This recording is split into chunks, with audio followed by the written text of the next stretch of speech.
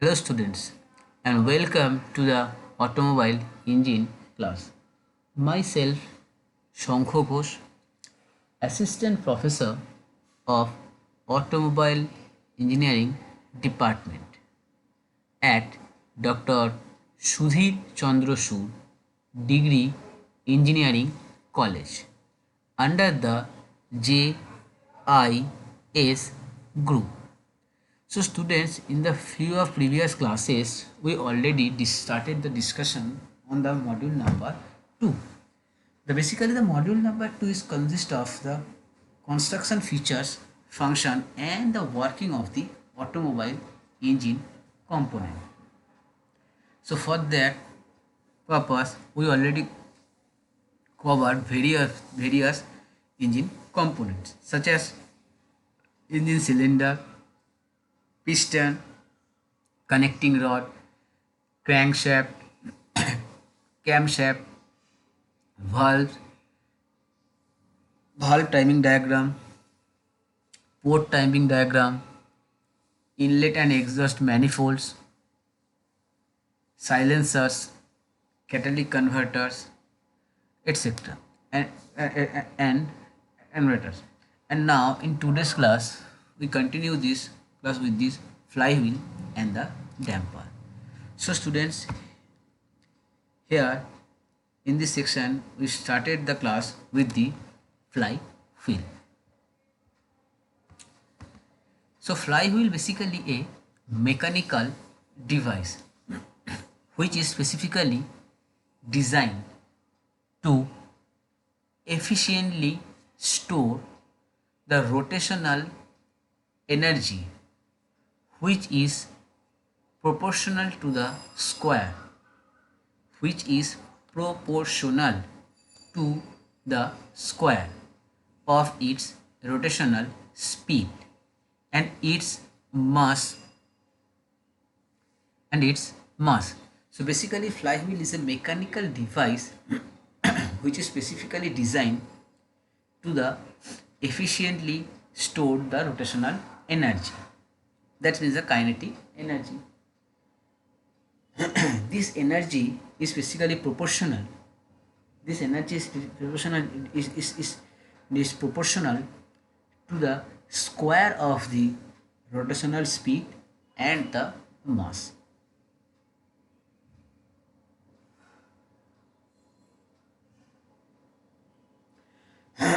Sorry, mass. The flywheel basically resists the changes in the rotational speed by their movement of inertia. And in order to change a flywheel stored energy, as its rotational speed must be increased or it must be decreased.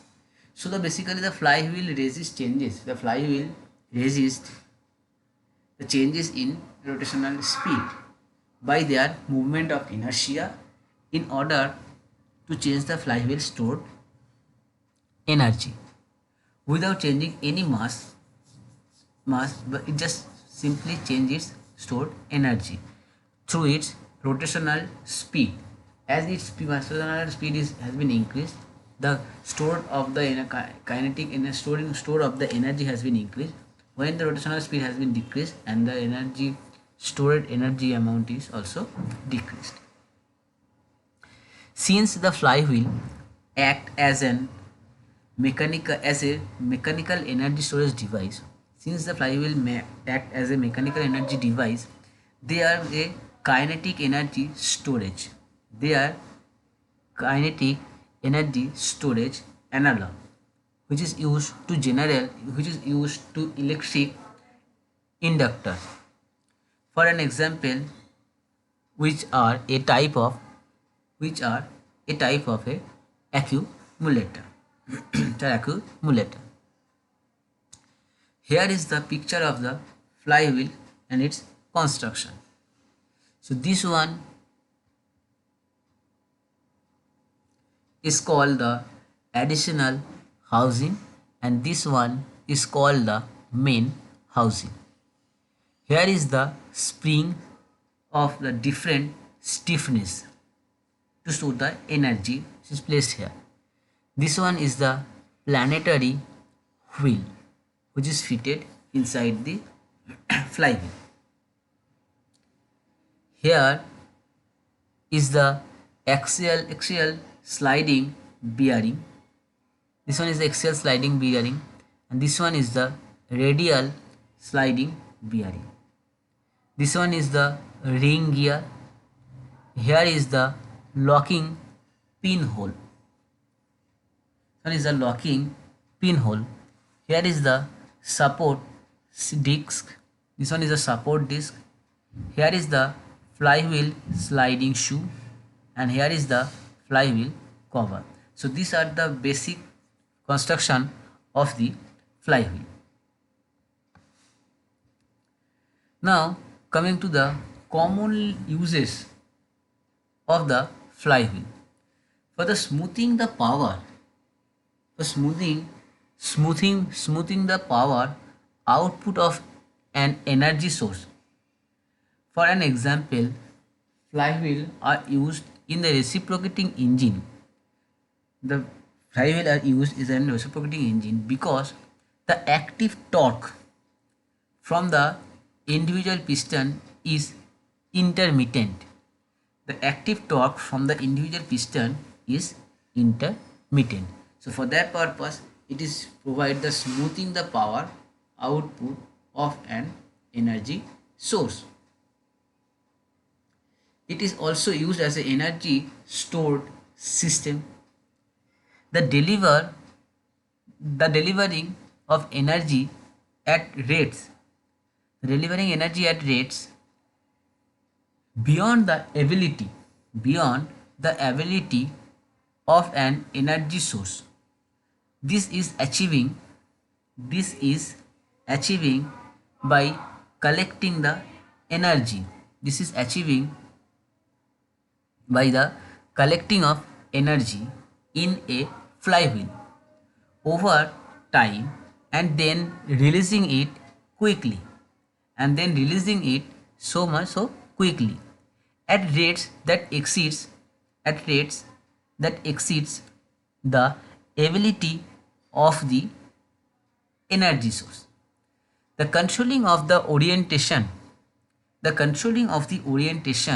of a mechanical system where the gyroscope and the reaction wheels.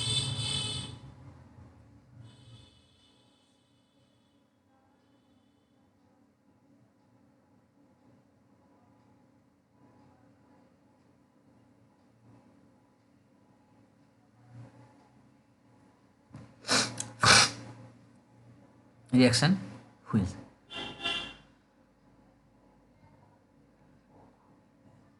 And besides these types of, there are some uses also are there.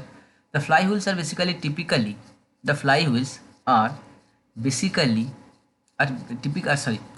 typically made of the steel and rotate on a conventional bearing,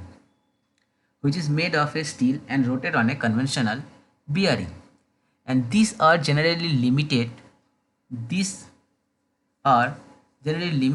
to a maximum revolution rate. There are some limitation to a maximum revolution rate to a few seconds of RPM, for a few thousands of RPM.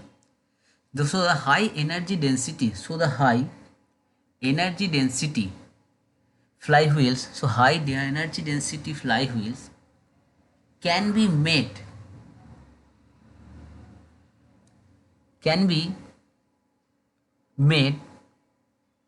of the carbon fiber composites, and it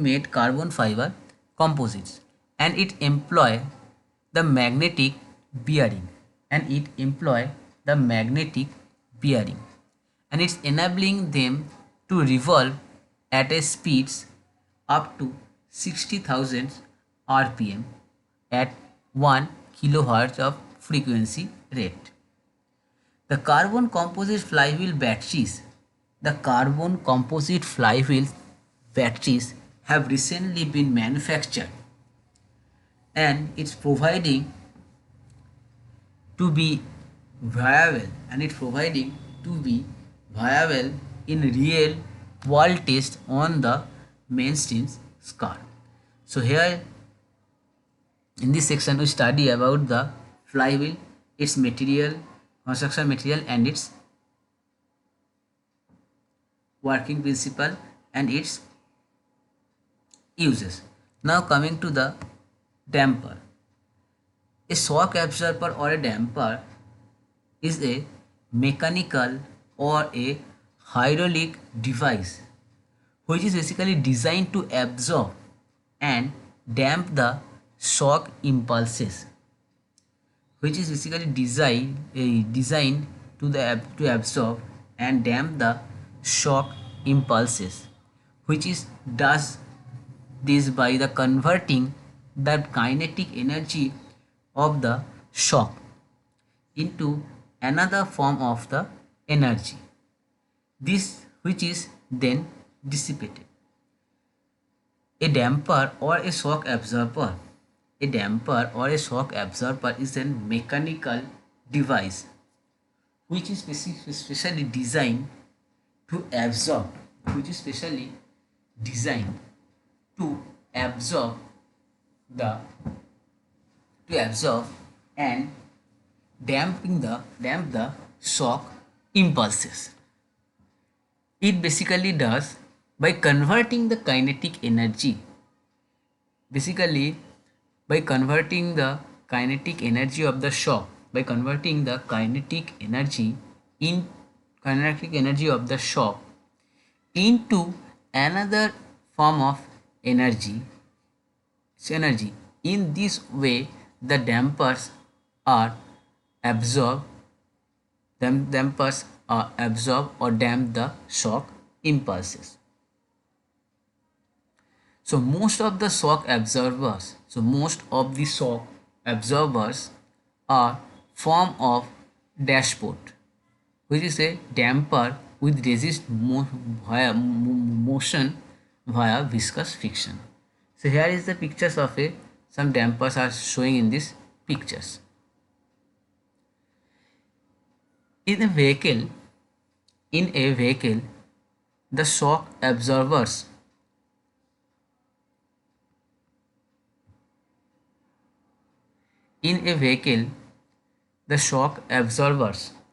reduces the effect of the traveling over rough ground.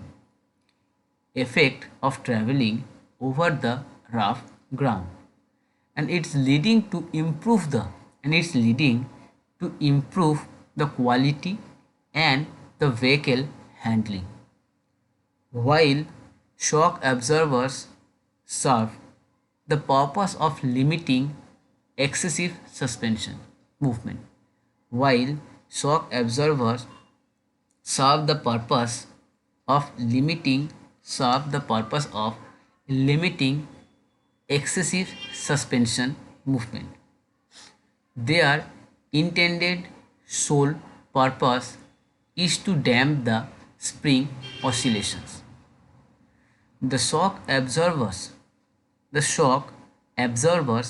basically use the valving of oil and the gases to absorb the excess energy from the spring. The spring rates are chosen by the manufacturer based on the weight of the vehicle and loaded and unloaded parameters. The effective wheel bounce damping may require the tuning shocks to an optimal resistance.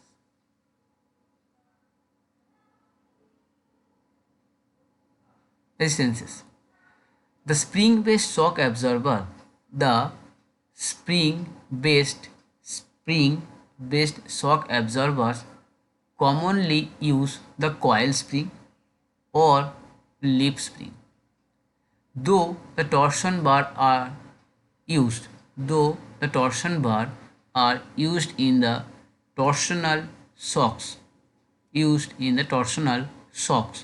as well. The ideal springs along The ideal springs along, however, are not the shock absorber, as the spring only store and do not dissipate the absorbed energy. So if we thinking about the only the fitting a spring and then it will act like a shock absorber, but it is not possible because a spring only just store, not the dissipated the absorb or dissipate or absorb the energy. They just only just stored it. So for that purpose, not the single spring or ideal spring along become a shock absorber. The vehicles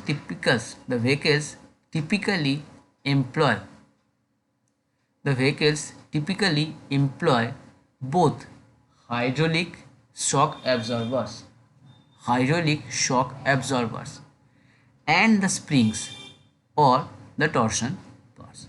The vehicle typically employ both hydraulic shock absorber and the spring or torsion bar.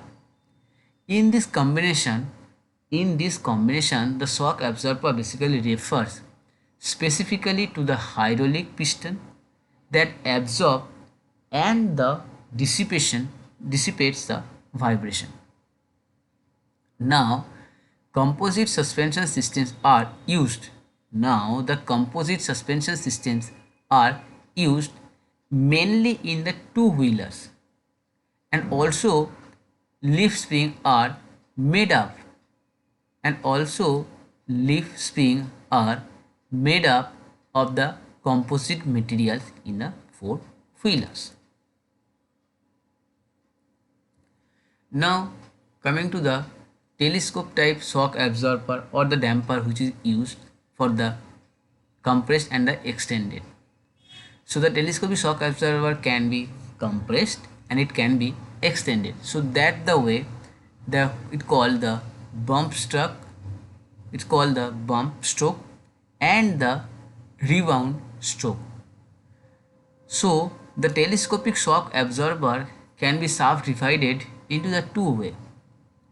One is bi-tube or the twin tube damper, and second one is called the monotube damper.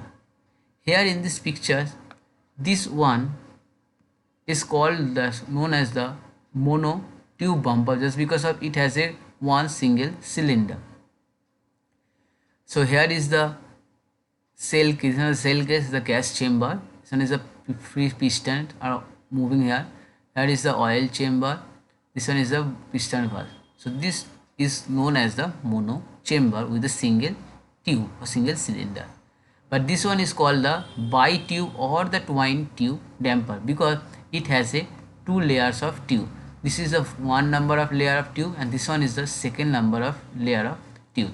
So this is called the twin tube or the bi-tube damper. Now coming to the working principle of the bi-tube damper. So when we are talking about the bump stroke, when we are talking about the bump stroke, when the piston rod is pushed in, when the piston rod is pushed in,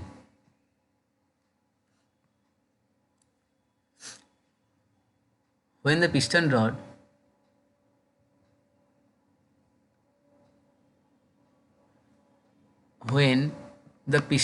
is pushed in, the oil flow without resistance from the below the piston through the orifice and the non-return valve to the enlarged volume above the piston. Simultaneously, a quantity of oil is displaced by the volume of the rod entering into the cylinder.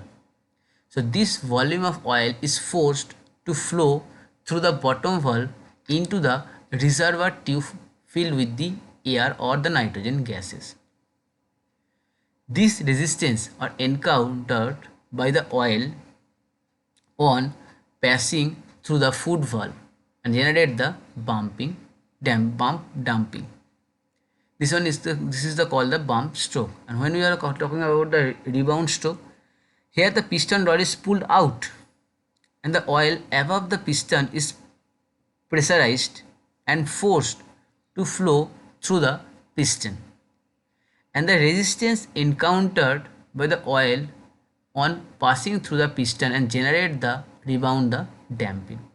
So simultaneously some oil flow back and without the resistance from the reservoir tube through the foot valve to the lower part of the cylinder to compensate for the volume of the piston rod emerging from the cylinder.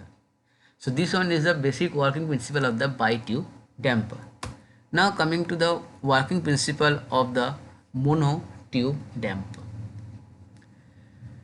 First we start with the bump stroke. Here in the mono-tube, shock has no reservoir tube. So still a possibility is needed to store the oil that is displayed by the rod when entering into the cylinder. So this is achieved by making the oil capacity of the cylinder adaptable. Therefore, the cylinder is not completely filled with oil. The lower part contains gas under the 20 to 30 bar. So that gas and oil are separated by the floating of piston. When the piston rod is pushed in, the floating piston is also forced down by the displacement of the piston rod, and thus slightly increase the pressure in both gas and the oil section. And it also the oil below the piston is forced to the flow through the piston, and the resistance encountered in this manner generate the bump damping. Now coming to the rebound stroke. When the piston rod is pulled out, the oil between the piston and piston guide is forced to flow through the piston, and the resistance encountered in this manner and generate the rebound damping. And at the same time, the part of the piston rod will emerge from the cylinder and the free floating pistons will move to the upward. So these are the basic working principle of the monotube damper. So students, here we covered the flywheel and the damper, and besides this we are complete the second module, that is the constructional features, function and the working of the automobile engine component. So on the next class we started a new module. So still then, stay at home and stay safe. Thank you so much students, thank you very much.